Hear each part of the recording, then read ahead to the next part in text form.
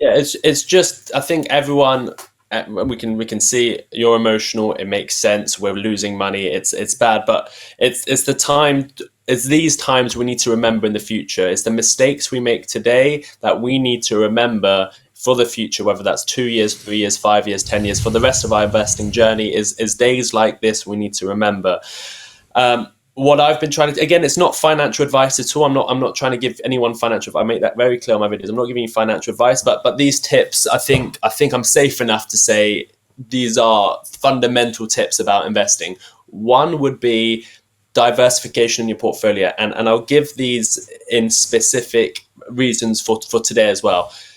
Diversifying your portfolio in times like for your investing journey, portfolios need to be diversified. Why? Because things like this can happen. The United States can take a specific approach that maybe that it doesn't affect other countries as much. This specific event is of course affecting every single economy, but diversification in not only geography and countries, but diversification, different assets. For example, holding bonds, those would also be completely unaffected. Holding gold, your portfolio would right now still be up on gold. Yes, it's down 2% today because people are trying to cover their margin. In total this year, it's still up about 30%. Diversifying in different property funds, property is fairly unaffected. So diversification would have helped in this situation. So diversifying your portfolio, not going all in on SBCE, not going all in on a specific fund, but diversifying is a very important strategy in your portfolio. The other thing is income. You need to keep this income coming. You need to keep dollar cost averaging in.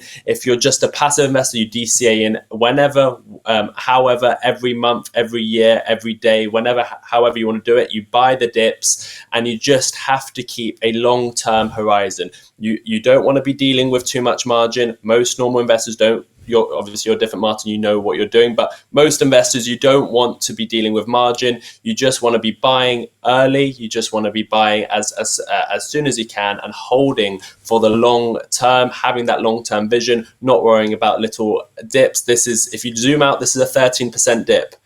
Markets have crashed 50%, so we're not even in the deep of it. This could go down a lot more, and unfortunately, really affect a lot of people, a lot of businesses.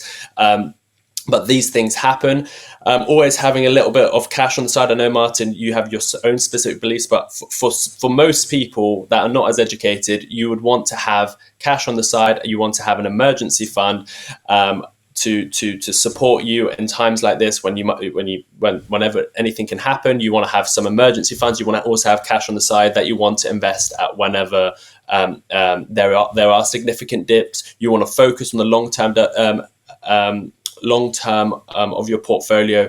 You want to avoid emotional decisions. So, for example, FOMOing in at points where you're making all-time highs. I was making this very clear a few weeks ago when we're at 6,000 on the S&P 500. You don't want to be FOMOing in and trying to buy when everyone else is buying, and you also don't want to be panic selling. Just emotional decision making is always your worst decisions when you make emotional decisions. So I just wanted to make those tips clear. And whatever you've done wrong today, for whoever's watching, the wrong decisions you've made, if you've made the wrong decisions, if you've done something wrong, take it as a lesson. Don't make losing all your money or losing a significant amount of your money or making the wrong, don't make it a free lesson that you don't learn from. Learn from whatever mistakes you've made within your investment journey, and don't make those mistakes again. All we can do is learn from the mistakes we've made and not make those mistakes again. It's going to be an expensive lesson for a lot of people, but you do not want to make those mistakes again. So write down, take your phone, take your notepad, write on a post-it note, what mistakes have you made, and don't make those mistakes again. Look at the long term, have a plan in place. And times like this, if you've done all the things I've just mentioned, if you were diversified, if you look long term, if you started investing early, if you started investing in yourself, today would not be as bad as it would be for a lot of people.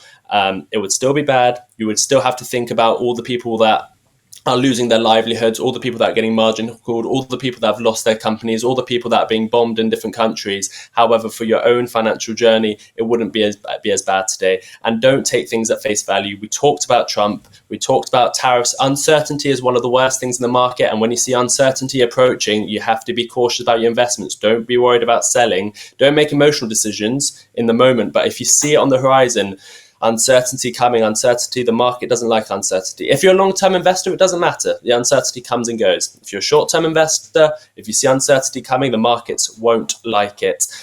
When Trump says something, you don't want to follow anyone like a god. There's only one God, and that's not Trump. You don't want to follow anyone like a god. Trump will say things and then backtrack on certain things. So you would look like an idiot if you're just following Trump, because Trump has said many things and then backtracked on it and gone a completely different direction. So you don't want to follow anyone. That's not just against Trump. That could be against any political figure. You don't want to follow anyone word for word. He's saying something to you. He's doing something completely different behind the scenes. You have to look at facts as well. We all know with Trump, I'm not anti-Trump. I'm not pro-Trump.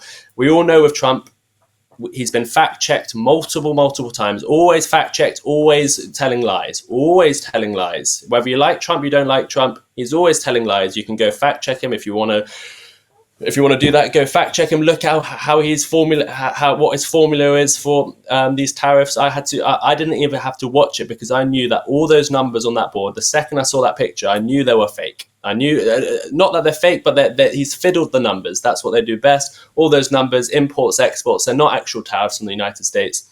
He's done that. He's got a plan behind the scenes.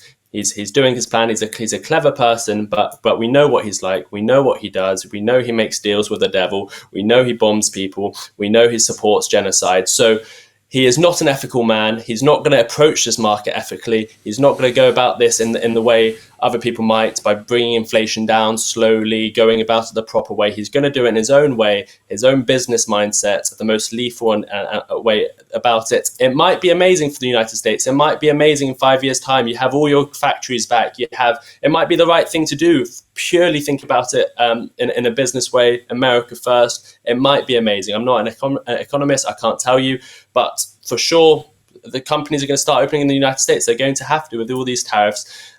So in 5 years' time, we might look back and say, wow, the America is now, again, the best economy, the fastest growing economy. China was growing fast.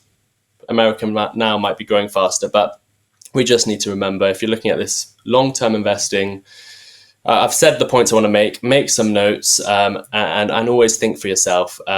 Don't follow anyone exactly. You have to learn your lessons and also think on your own. And that's what the point I want to make to anyone who's watching. So thank you, Martyn, for giving me this platform just to give these messages. And obviously we're going to analyze this on Sunday. Join me on Sunday. We're going to look at the charts. We're going to keep it level-headed, and see what we can do about the situation. But that's what I do. Sunday show, I'll do my charts. But thank you so much, Martyn, for giving me this platform. You've helped a lot of people. You've helped me massively. You've given me a platform. You've helped me about learning how to invest. You got me into the markets. If people actually, anyone saying it's your fault that I'm losing money today, they're completely wrong. You've made it very clear. You're not giving financial advice. Your only advice you give to people is focus on yourself. Build that income. That's your number one message. That's what I take away from you.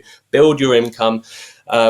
Invest in yourself. Invest long term. S&P 500 is a good option. So anyone saying that it's your fault they're losing money, they're the idiots, and they need to go off and take some responsibility and write down their mistakes they've made.